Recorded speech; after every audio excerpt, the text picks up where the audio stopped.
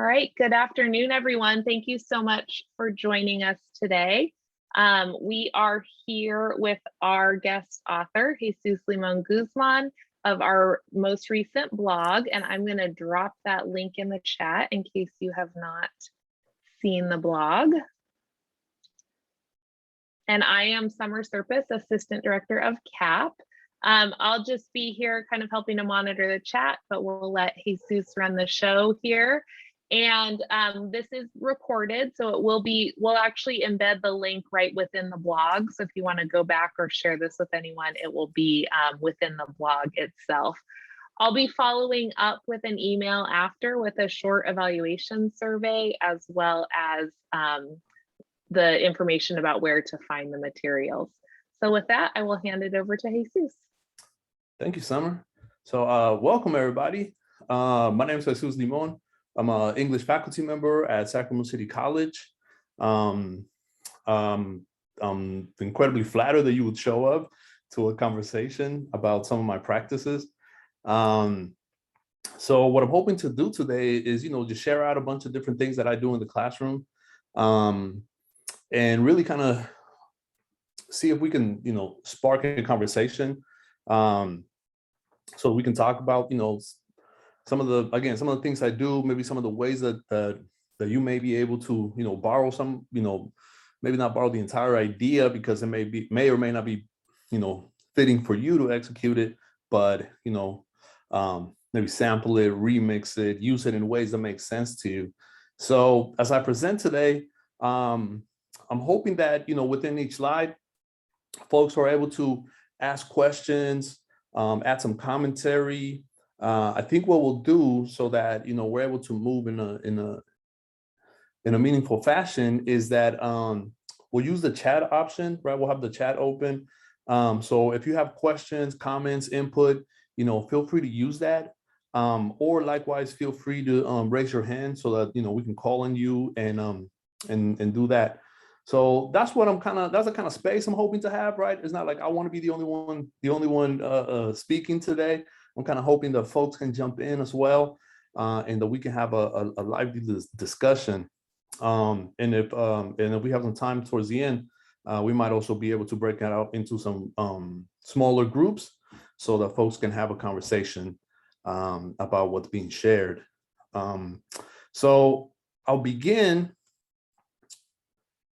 with a little bit about myself. And I think this is important because some of the things that I'm gonna talk about, I think are heavily influenced by, by who I am, right? Or at least my scope or my perception or my frame of reference is heavily influenced by these things, right? So, first of all, I'm an immigrant and I'm an undocumented immigrant, right? So I'm a DACA recipient. I was born in Mexico, came here, was brought here to the country when I was 8 years old. And so along with that, it obviously meant that, English is not my first language, Spanish is my first language. So those two elements alone, when I was going through the educational system, I just always felt like, the educational system and schooling were disjointed. Just always felt like, what I was learning and my experience in the world was outside of what was happening in schooling, right? And the reason for that is because I always felt like an outsider anyways, right? Like just as an immigrant, as somebody that was not a native English speaker, I just always kind of felt like I was outside of whatever was going on in the classroom, as peers shared, ideas about where they wanted to go to college, as teachers talked about, the opportunities of the future. I just always felt like they weren't talking to me, right? I always felt like, okay, well, that's cool, for y'all, those of y'all that can go to school and all this kind of stuff. And those of you that are, American, and those of you that are from here, it was just my frame of my perspective was always that everything that everyone talked about was not for me. So I always had, I come, by the time that I got to college, by the time I started reading, people like Gloria Ansaldúa, or I started reading people like, Paulo Freire and Henry Giroux and Antonio Gramsci and all these theorists of education, I was like, oh my God. I was like, I know what they're talking about, right? I was like, that is exactly, they just documented something that always felt so real to me, right? And so because of that, right, like I guess I want to say like I have an innate sort of perspective of like, oh, the traditional educational practices don't make sense to me, right? To me, the traditional practices feel foreign, right? So I will, and the traditional educational system just always felt like it was not preparing, me for, a higher quality of life, right? So I share that only to say that as I got into higher education and as I started, like I said, like, learning more about education and becoming aware of different theorists. And as I started to pursue, higher levels of education, right? Not just my bachelor's, but my master's, and then going into education from the jump, I always had this perspective of like, okay, I want to improve the quality of education of students, like myself, students that feel marginalized. So I want to invite, so my perspective is always of how can I use whatever skills or personal stories that I have to engage and re-engage and invite and re-invite students, right? So that's kind of like some of the things that I think is important to lay that out, to understand that by the time that I got introduced to concepts like equity, right? Or I think by the time that concepts like equity or acceleration came into the picture, I already had about 10 years of training experience of doing some of this stuff, right? So it's not like all this stuff just like naturally came to me, right? Or I mean, like, it's not like it came from me overnight just because of AB, AB 705, right? So I just wanted to put that out there just in case like some of this feels like it's too far out there, right? Just in case some of my practices feel like, what is he talking about? No way. It's because, they're not, they didn't show up in my frame of reference in overnight. It took some time.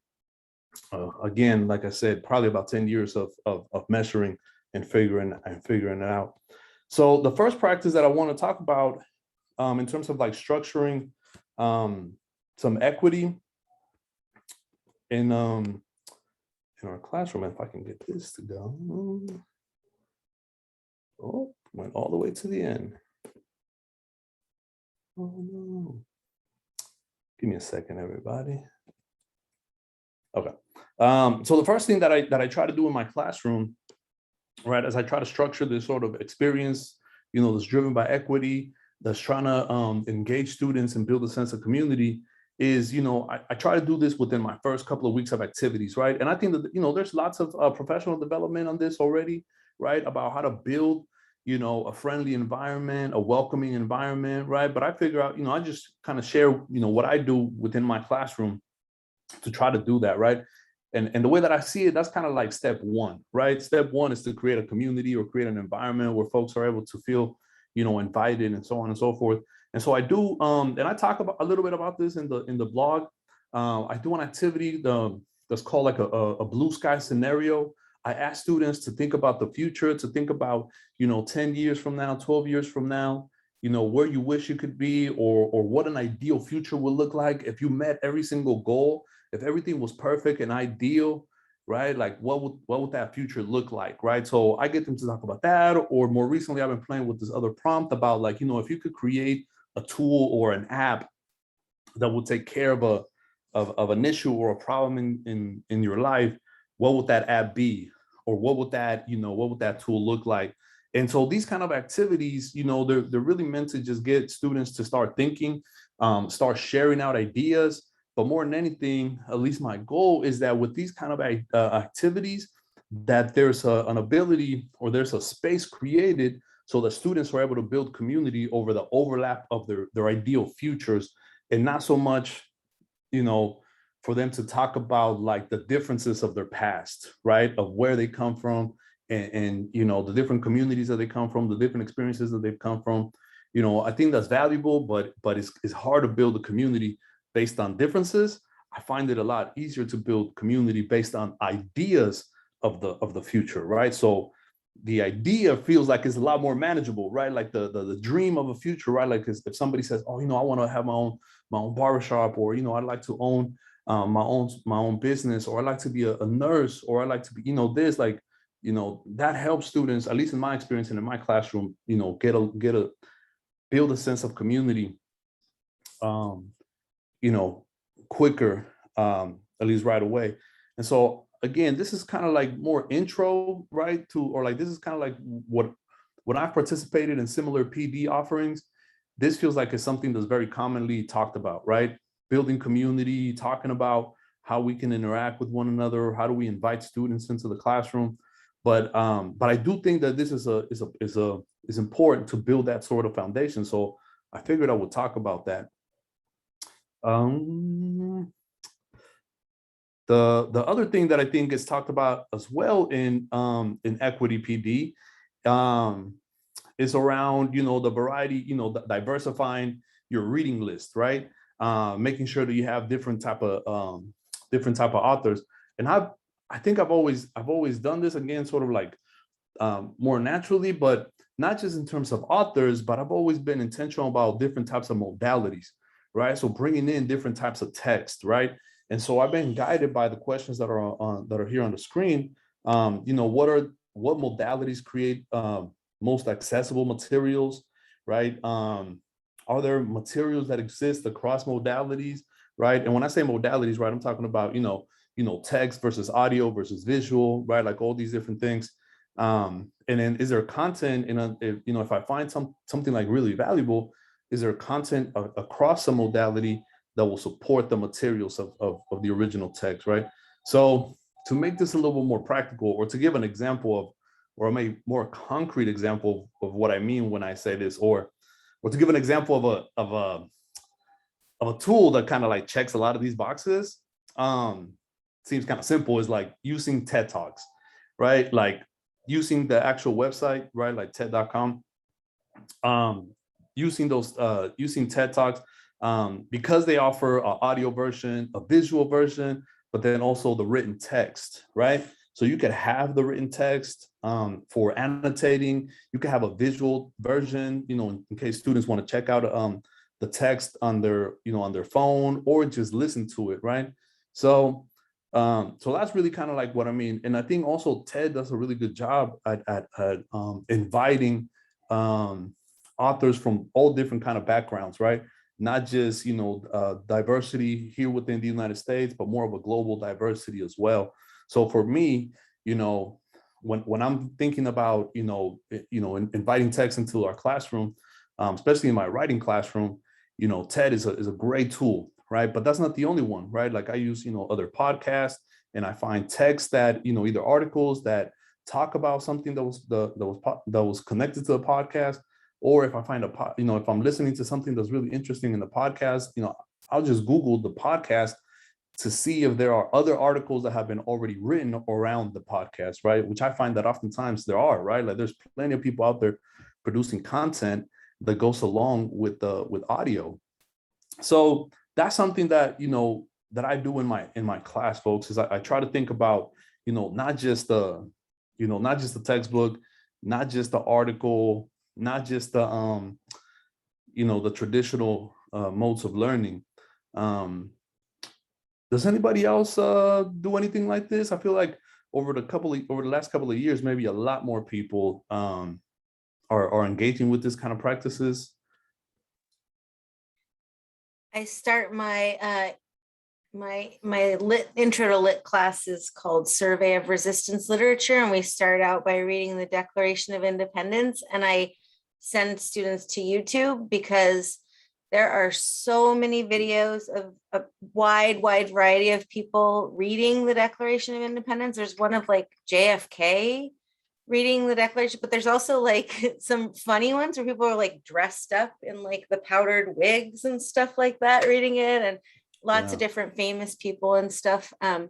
I agree. It's nice to, and same with poetry in general. I always tell students almost every poem, if it's a contemporary poem, they did it at a poetry slam, or right, there's some, you can find the poet reading it. If it's an older, more like canonical poem, maybe there's some famous person reading it. There's YouTube videos where students have done like projects and they put it to animation, and like lots of that fun kind of stuff. So yeah, I think we're living in such a fascinating time, right, in terms of what education can look like, right? Again, because there's so many tools available, right? Like, because there are videos of students, doing assignments on, on a similar topic online, because there are articles written, because there are TED Talks, because there are, audio, like, podcasts.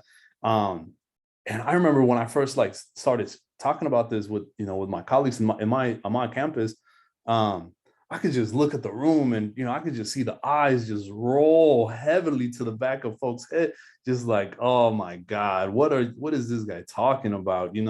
Like, this is not education, and I think that that's so unfortunate, right? That we don't, that we wouldn't invite and value the ideas that are being shared verbally or through visuals in the same way that we invite written work, right? So I'm glad, and I think it's happening more and more, right? I think more and more faculty are engaging with a variety of modalities. Yeah. Is there anybody else that shares or uses other types of modalities in their classroom?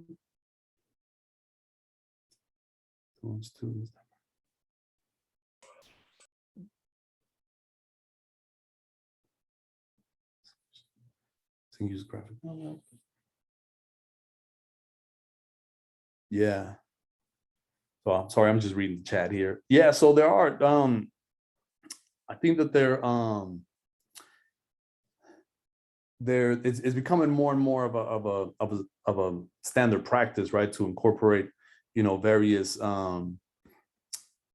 tools, right? And so for me, this adds to that sort of like ecosystem of like equity ecosystem in my classroom, right? Because I want my students to feel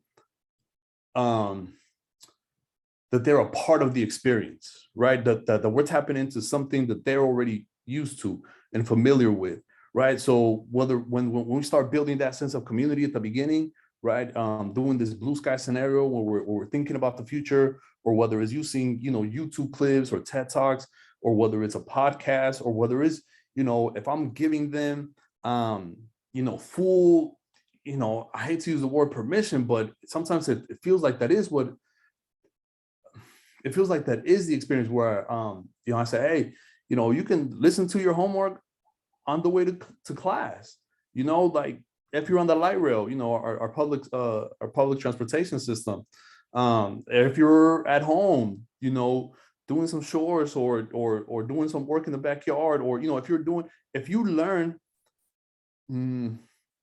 or if you're able to engage with ideas by listening and being physically active, that's still learning, right? And so when I go back to my, educational experience, when I was in high school or when I was in college, and I was, listening to, things to pass the time when I was at work, right? When I was like, working as a custodian, right? Like, spending nights, cleaning these large insurance buildings, right? Just like vacuuming for like hours at a time. But like, if I had something to listen to, like, I feel like I was like, oh my God, like, I feel like this is learning. You know what I mean? Like, when I'm in the classroom, I feel like I'm falling asleep, right? Because it's not, somehow there's something different about like sitting down and listening to somebody speak. Does not feel like it's as engaging as me vacuuming and listening to somebody speak, right? I don't know if that's something about my learning style, but it's just kind of like how I view, it's just how I view learning because of my direct experience.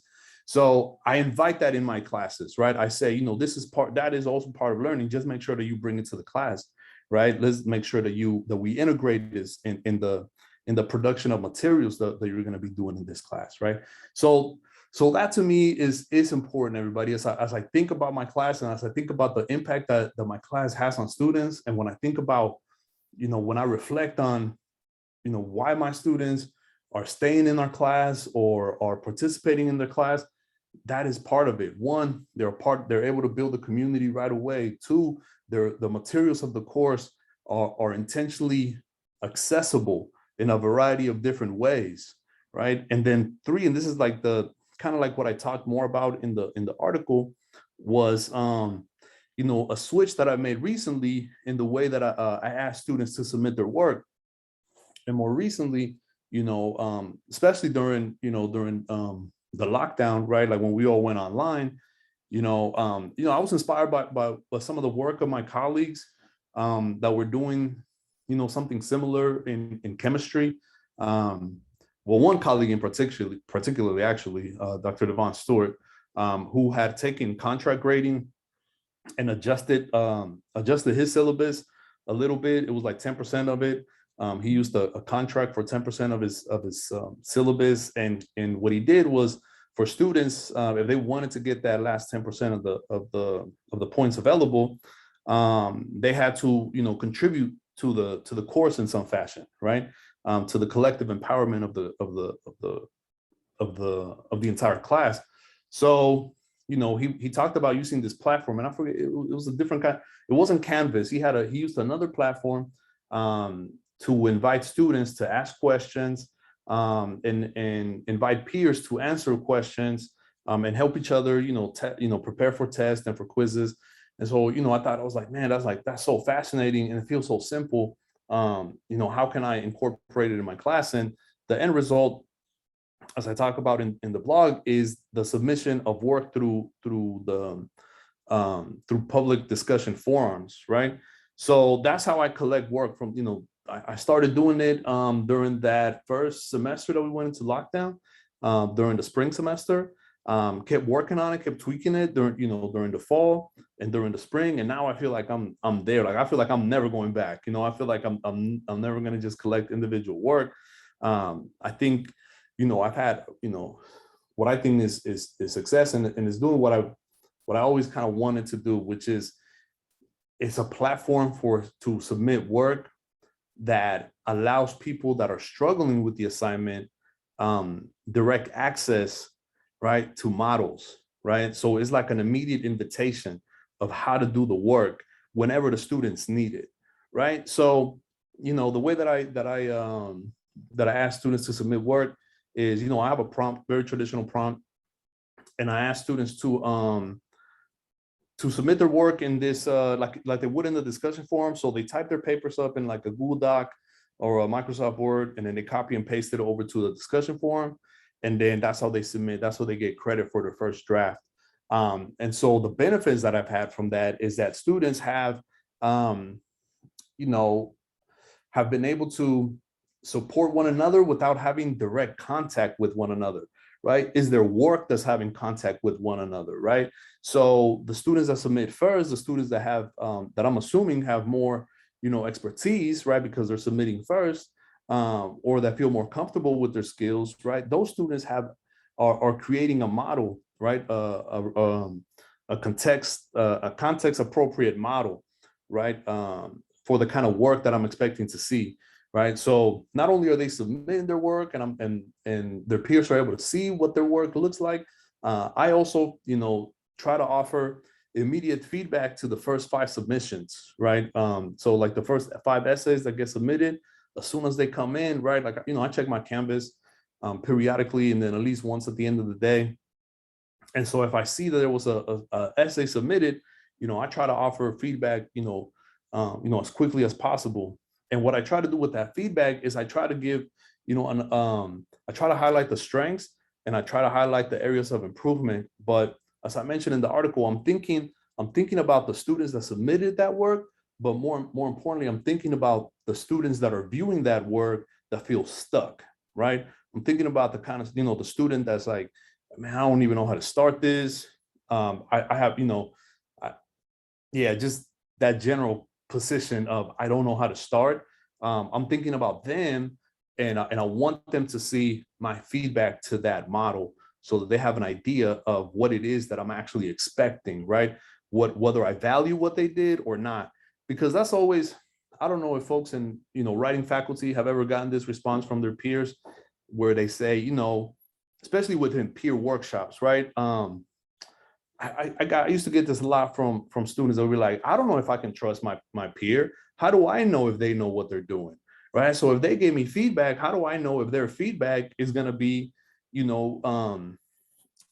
is actually going to meet your standards, professor? So that was always kind of like this complaint when I would do like, a more sort of, prescribed practice that I feel like many of us went through, right? Is like peer, workshops look like this. You get two people to look at each other's essays and give each other feedback. And, that's going to teach them to revise and those kind of stuff. And, kind of like this that I felt like I had a more connection to, would come up to me and just tell me. They would just be like, man, professor, this is garbage. This is a waste of time. One, I don't trust their feedback. And then two, I don't trust my feedback to them because I don't know if what I'm saying is going to be valuable. So I just always felt like, okay, I understand the value of the practice, but it's not enough. If I'm the one grading their work, they need my input in there somewhere, right? Because I'm the one that holds the power in that sort of dynamic, right? I'm the one that's grading them. So that's what I do with the way that my students submit work, right? I get them to all submit publicly. The first 5 essays that come in, I give them immediate feedback right away, always thinking about the whole class as a whole, right? As the audience, I'm sorry, the whole class is the audience, right? The students that haven't submitted, so that they can see my feedback, right? So now they have a model, but they also have my feedback to kind of like demystify the expectations, right? So yeah, that's where I'm at. I'm kind of like, I want to look at the blog. Does anybody have anything that they want to add to this? I see the blog starting to, not the blog, I'm sorry, the chat. There's some comments. Just mentioned in the chat that I totally agree with you, especially in like a co-requisite type of English class where you have varying skill levels. I'm finding the peer review can be really challenging in those type of classes because if you put them in a group of 2 or 3, you're not really sure how it's going to work out. You might have some strong writers, and you might have some students who are just really struggling with maybe even just basic sentences still. So Right. I think you raised like a really interesting point about peer review and some of the challenges. And I like your idea a lot of, just kind of thinking outside of the box. Yeah. And I think in person, right? Like in person, if I think about what was modeled for me, right? In person during those workshops, the professor always walked around, right? So could come in and give the input right there in the moment, right? That's like, I can visualize it. If I close my eyes, I can visualize, my teachers grouping us and then walking around, right? And giving us these like instructions of like, make sure that you're sitting closer to your group members than you are with any other group, and I even like remember, when I was interviewing for my position, right? Like people telling me like, make sure that you break them into groups and then you go walk around and they're going to check to make sure that you actually like squat down, right? They're going to actually evaluate you, and your entire economic security for the rest of your life will depend on whether or not you squat and interact and offer your input during peer review workshops. And I was like, okay, like if that's what it requires for me to get tenured, then sure. But what does that look like in the online space, right? At least that was my, that was a practice that I did, for years. As we moved into online, that was a dilemma that I think many of us had, right? Or certainly something that I had, right? Is like, if I'm not able to move into the different spaces, how do I make my input, still accessible? And so this is how I'm doing it, folks. But keep in mind that, everything that I do, that's why I talked a little bit about myself at the beginning. This may not necessarily be the best method for you, right? So think about maybe some ways that, you might be able to, again, build on this, in something that, in a way that makes you feel, more comfortable and empowered, right? Okay, so I'm gonna keep going. Yes, Summer. I just want to say something that we were talking about in talking about this blog that keeps coming up for me is that idea of, you know, as we've talked about a lot in CAP, just in time remediation or just in time support. I mean, these models are there for the students when they are working on their papers at 2 in the morning, right? Or, you know, after work or early in the morning. Anyone who's struggling has not only models, but instructor feedback to help them get going and get started. And, you know, I want peer review to be that, but peer review takes place at a certain time frame in the class, and students, as we all know, have wildly different levels of drafts done. Some have a whole draft, some have a, you know, a thesis, and that's it. But this, when the student needs it, it's there for them. And I just think that's so powerful and gets to what we want from peer review. But I personally have never quite been able to make that happen in a peer review. And so I just love how this does it, like it captures the spirit of peer review in such a better way than just like handing someone else my paper at a prescribed time. So I just wanted to add that I think it's such a powerful way to reach that goal. Yeah, and I want to also incorporate within the, and you know, thank you for that comment, but and also incorporate the fact that this is a lot more like like the words that are coming to my mind right now are like labor affordable, because you don't have to, right? Well, we don't have to spend a bunch of time doing it, right? Because we're just offering, you know, our feedback to those 5, or at least for me, is those 5 essays, right? Whereas, you know, or at least those 5 essays during that week, right? Obviously, I offer feedback, you know, to the students after that. But I thought about, you know, one of the original thoughts that I had, or original thoughts, oh, that sounds so conceited. One of my first thoughts that I had earlier was more around, you know, doing the small group stuff, right? Like having students engage, you know, kind of like do like a writing workshop. And then that I would pop into those writing workshops, right? Those discussion groups, and then offer my feedback, right? In the same way that I would if I was, you know, walking the room. But I just felt like it was gonna take a lot of time, because, you know, I just felt like I was gonna have to offer a bunch of feedback, right, to all these different groups, and then offer each individual student their feedback with their essay, right? So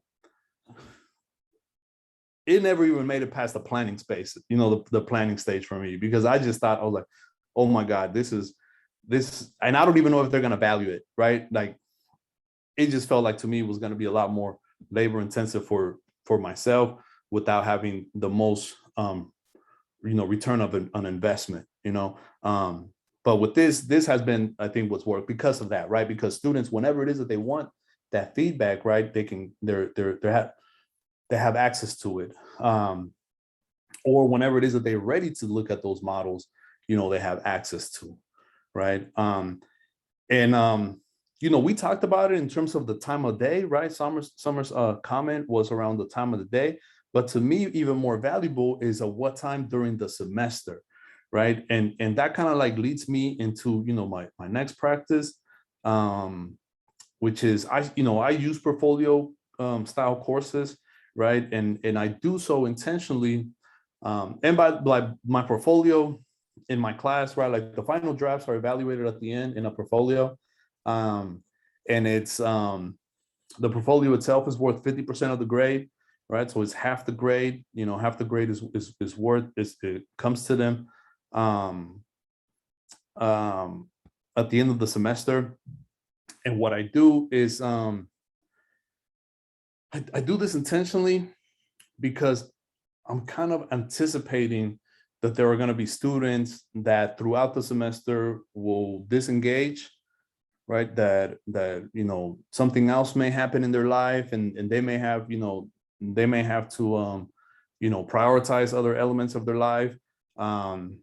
So I present this on the first week of class. I say, you know, half of your grade is coming at the end, which means that you have several points in the semester to accelerate, right? So if you want to just, you know, if nothing happens in your life and you're cool and you're, you know, everything is you know, it's a blue sky semester, then you just have to stay at the same speed the whole semester, right? You just kind of have to like, keep going with the rhythm of the class, right?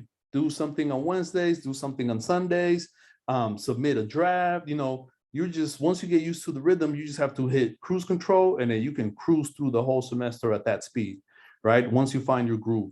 That's my experience with those students. And that ends up usually being like the A student, right? The student that kind of has more awareness, more freedom around their, more freedom to engage at a level that they want to engage with, less, outside issues that they have to contend to or contend with.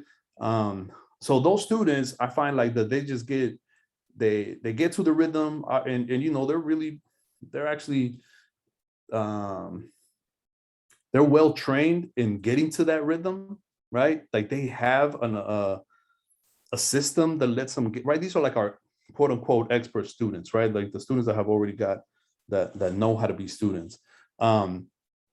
And so they can just cruise through the semester once they find their speed. The rest of the students, are going to have a variety of different points of acceleration, right? They might drop off because, something's happening at home, something's happening at work, something's happening in another class, right? And so I'm kind of presuming that is going to happen, and I'm creating a conversation that's going to happen in week, 11, right? With saying like, yeah, you could always come back, right? Like I know you struggled in the last couple sessions, or I've noticed that you didn't submit these 2 assignments, or I noticed that this is not it hasn't been your strongest semester, or it feels like you're showing up but your mind's not really here. Maybe you're paying more attention to your chemistry class, or so on and so forth.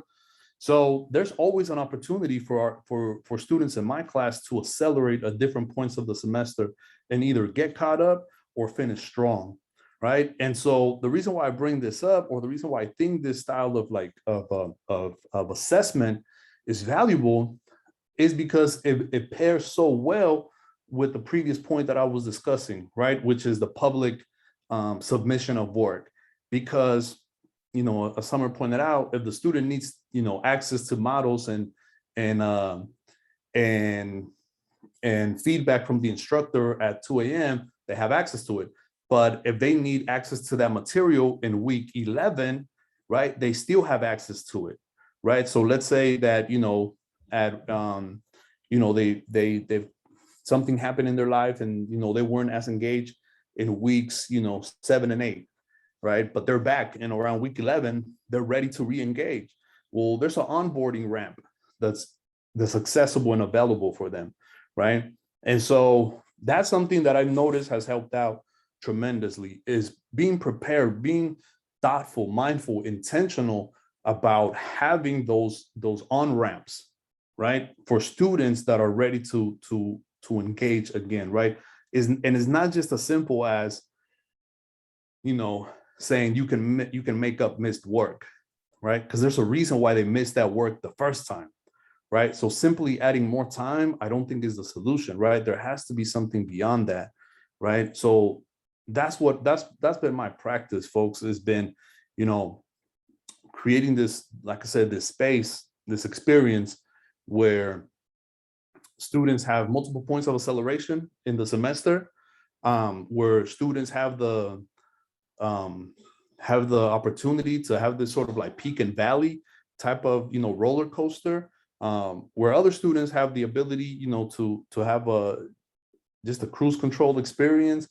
Both of those experiences are valuable in my class, right? Or structured to be valuable in my class, because at the end of the semester, right, when I do that sort of like summative assessment of their performance, and I'm looking at their portfolio, right, when I'm looking at that portfolio is not going to tell me if they did their homework every single week, or if they, fell off in the middle of the semester, but came back and accelerated at the end, right?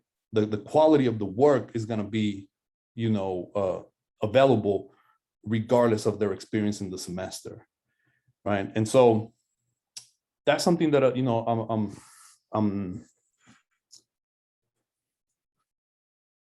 that's one of the tools that I believe has allowed me to, finish the semester with, a lot more of the students than would have finished in a more traditional classroom, right? Where I think in a more traditional classroom, after a couple of sessions missed or after a couple of assignments not submitted, there would have been no legitimate way for students to come back on board. Yeah. So are there any questions on any of this? I feel like I've just been like rambling for the last 42 minutes. I'm wondering if folks have any questions, any comments. I had a question. Yeah. So do you do this activity with like students who are more like, is it more for like, I know a lot of times with like the first essay in an English class, we might be a little bit more personal and narrative. Students might be using first person, or like, do you do this with every essay, even like the research papers and everything? Yeah, I do. So, and I do this for my entire class, right? So especially, are you talking about the like the public forum, right? Yeah. Like the discussion. Yeah, I do this for my entire class. So yeah, the personal narratives, the research essays, the summary response, the synthesis. My entire class happens in this fashion. You notice it's the same students who always post like initially, Yes. Mhm. I think that, right? I mean, if we think about our experience as teachers, right? Like within the first a couple of weeks, I think you're able to recognize, right? Like that group of students that says, that's gonna be that student that emails you, right? Like after they submitted their work and be like, what grade did I get? Right? Like that group of students is going to be eager to submit something, right? So yeah, so I find that is usually the first three for sure. I think like the first three students that submit are definitely the same three, and then there's some a variety of the other two, but yeah, I think that I feel like they're I guess the theories that I'm building off of that, right? Like that eagerness, that expertise that students are bringing, that I'm using that as a tool to help out the rest of the class, right? Because, and I always felt bad about those students. Like I felt for those students in my class because I always felt like they were kind of cheated a little bit, before I started implementing this practice. The reason why I say that is because most of my energy went to my lower performing students, right? And so, because I focused so much energy on the students that needed more help, right? That needed more help, the students that wanted more engagement from me never really got that same level of engagement. So I feel bad for them, right? Because it felt like I was almost punishing them because they were more productive or because they were better prepared. So that always was something that I struggled with because I was like, that's not fair. You know what I mean? Like it's not fair to kind of like not give them the same, the same level of energy, right? So I find that this is a good way to address, this variety of issues. Now I'm able to have that sort of modeled relationship with them. They get what they want from me, right? Because they get immediate feedback, right? And if if that group of students in my class is the same as your group of students, they don't want just a question mark on the margin comment. You know what I mean?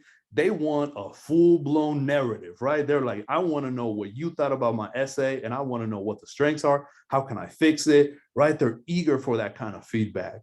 So with this practice, I feel a little bit better about my relationship with that cohort, right? Yeah, there was a question, Heidi. Yeah, hi, Jesus. Thank you for this. It's been really helpful for me, especially in the environment that we're teaching in. Just engagement is constantly on my mind, right? But I had a question because I've been somewhat successful in this, somewhat unsuccessful. In addition to kind of switching up the modalities that students are receiving information in, have you tried any other modalities for showing their understanding, like Flipgrid videos, right? Or Padlet or Jamboard? Sometimes it works for me, sometimes it doesn't. What do you think about that? And I know it's a writing class because I'm an English teacher. Valuing that type of response in addition to written. Any ideas on that? Yes, a lot. A lot of ideas on that, because I feel like that is my deficit right now, right? I understand the value of what you're highlighting, right? That I understand that because we live in this multimodal, I mean, think about it, like I'm such a hypocrite. I'm exposing them to so many different types of modalities, but I'm really only evaluating them on one, right? So that to me feels like is an imbalance, right? In my thinking, and it's an imbalance in my class. I have put together modules and I have looked for resources, right, that exist out there, so that students can create, visuals.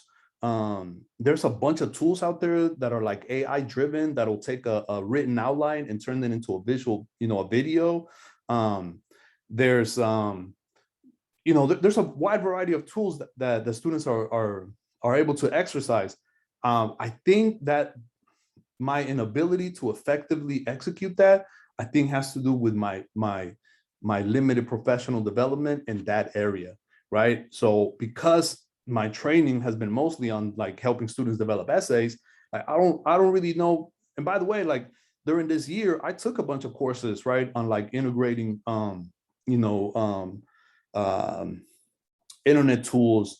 And I feel like I try to like advance my thinking about this, and I'm still not there yet, right? But keep in mind, like it's only been like 2 semesters that I've been more intentional about this, right? And even previously, I used to ask students like for their portfolio, I would ask them like, feel free to submit something, right? Like I would always give students like one text that they could choose.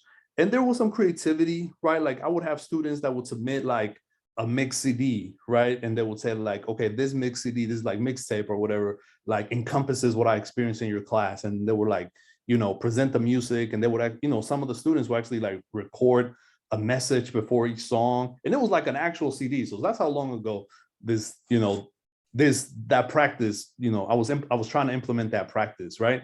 Where somebody actually, made me a mix CD with introductions to the songs that they were presenting and how they connected to the class. I've had students, make videos. I've had students play with that, but to be honest and reflective, it has not been productive. And it's because I believe it's because, one, I haven't had the training in it, and 2, because I haven't had the time to fully, flesh out what that would look like in the classroom. But I am aware that is still a deficit in my classroom experience.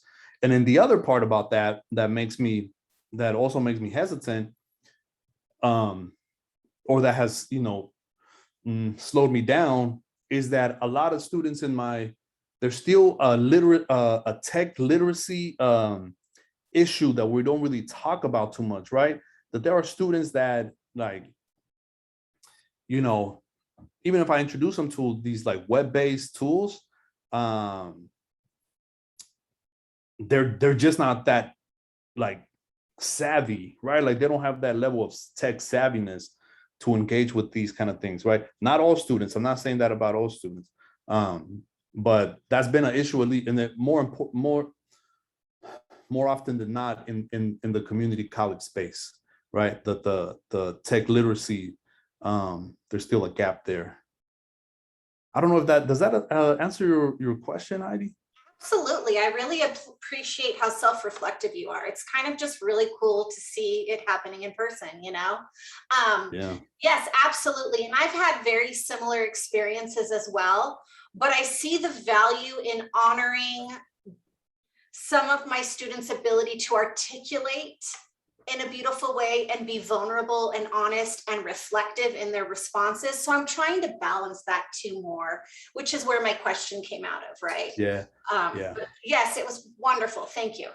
Yeah, me too. Believe me, I wish again, going back to my my first slide, because of who I am, right? And how I sort of, see the world and how I see my place in the world. Like, I would love nothing more than just to have a wide variety of text within each student portfolio, right? A wide variety of modalities, right? I just haven't developed the skills to teach that yet, right? Right now, I'm still leaning heavily on my, writing education, which prepared me more than anything just to teach essays. Yeah. Other questions, comments?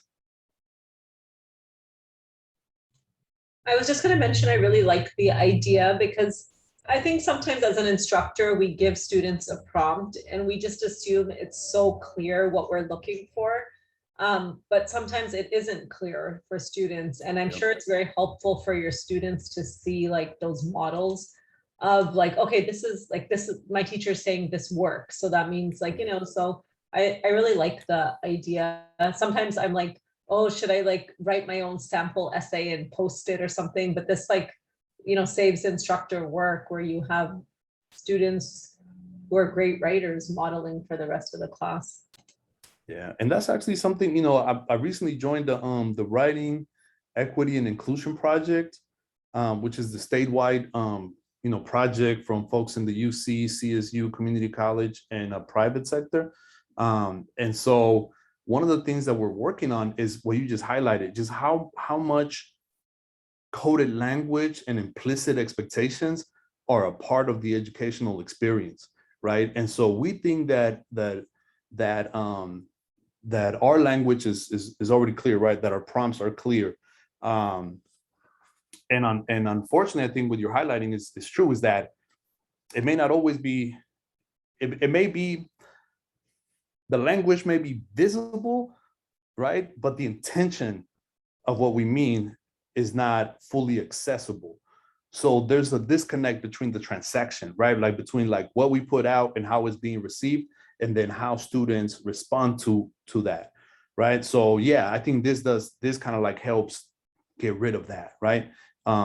Because it makes it real, right? It makes somebody's work is getting real feedback, so they're able to see that happening in real time, right? Maybe not in real time, but in a structured setting, right? So they're able to see.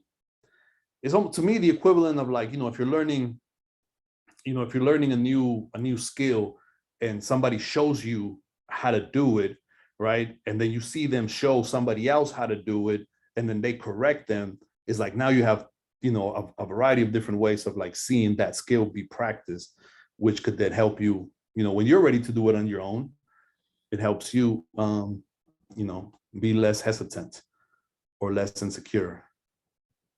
Yeah. The questions that I want to leave folks with, questions to consider, are, I feel like they're very basic, but they really drive my work, right? And so I think about it from this perspective, right? Like if I think about the classroom as a whole experience, right? And that's why, like in this presentation, I included all these different pieces, right? It's like, the welcoming environment, the variety of modalities in terms of text, the way the students submit work, the way that I evaluate student, and evaluate like summatively, right? Like in terms of like, what's going to be the grade that shows up on their transcript, right? Like all these pieces, and that being the portfolio, all these pieces to me work interconnectively, right? That these pieces are what create the ecosystem that is my class experience, right? So when I think about, or my driving questions as I think about how to improve my classes, what parts of my class can be revised to help students re-engage, and I want to place particular emphasis on the re-engage part, right? Because we know, at least if your students are like my students, or your cohorts are like my cohorts, there are just going to be things in life that are going to happen, and I think if we're blind to that, I just think we're doing our profession a disservice, right? I think, the data doesn't lie. We know it's there. We know it's every semester. So if we don't do anything to address it, that's just my perspective, everybody. But, obviously everybody has the academic freedom to engage in ways that makes most sense to them. But for me, it's about re-engaging, right? Assuming that a portion of my class will disengage at some point, how do I re-engage them? And finally, how can my course or my courses lean on the expertise of some to empower the collective? And I'm always leaning on that. And I'm going to go back to the first slide about myself, because the only reason why I'm here is because somebody that had already done what I wanted to do reached back and grabbed me, right? Because there was somebody in my life that already went through what I was going through, that reached back and said, nah, this is how you do it, right? Or you're going in a different direction, right? When I was a community college student, it was somebody that just was just 2 years ahead of me, that was a struggling student themselves, that was like, nah, you don't fill out that form, you fill out this form, or don't take that professor, take this professor, or you don't need that class, you need this class, right? And when I think about it throughout my whole life, all of whatever degree of success that I've had in my career has always been as a direct result of either somebody being of service to me or me being of service to others, right? And so when I look at my life that way, and when I look at my educational experience that way, I'm trying to ensure that understanding seeps into my classroom. And so I try to build opportunities where the expertise of some can empower the whole, right? And so what you see here, and the things that I've talked about are just kind of, the practice that I talked about today are just reflective of that philosophy. So I think we're out of time. I want to thank folks for showing up. Again, I'm super flattered that anybody would come and just listen to me ramble for an hour straight. I think, I don't know if my contact info is available through the blog. Is it? I don't know. Summer, is that? I don't think so, but you guys can always okay. email me and I can hook you up. I'll put it in the chat right now. I'll put my email address in the chat, everybody, just in case the folks. I mean, it's a small enough group, I think. If anybody has follow-up questions or further conversation, as I mentioned earlier, I am a consistent believer that my practice and my person is improved when I help others, right? So if there's any way that I can collaborate with you on something or anything of that sort, please feel free to reach out, send me an email, and I'll be happy to continue the conversation, beyond this hour that we spent together. Thank you so much, Jesus, and thank you all for being here. I know I learned so much from reading this blog and working with you. And, as you mentioned, I think when we're doing equity PD, I love your metaphor of the ecosystem, right? That it's all these different parts. And I think we talk about the first two parts a lot, like you mentioned, the classroom community, diverse text, but it's also these teaching practices. And you gave such good concrete examples of practices that really do increase equitable completion. And so, I appreciated hearing that. And I love these questions that you've left us with, because they really make us think, regardless of our discipline, right? What can we do to help our students re-engage and empower the collective? So thank you so much. If those of you that are here have not read the blog, check it out for sure. Jesus explains, kind of in detail how these practices work in his classroom. I will be following up, as I mentioned, with an email just to let you know where these materials will be, where the recording will be, and with a brief survey to provide us feedback. So thank you all so much, and I hope you have a great afternoon.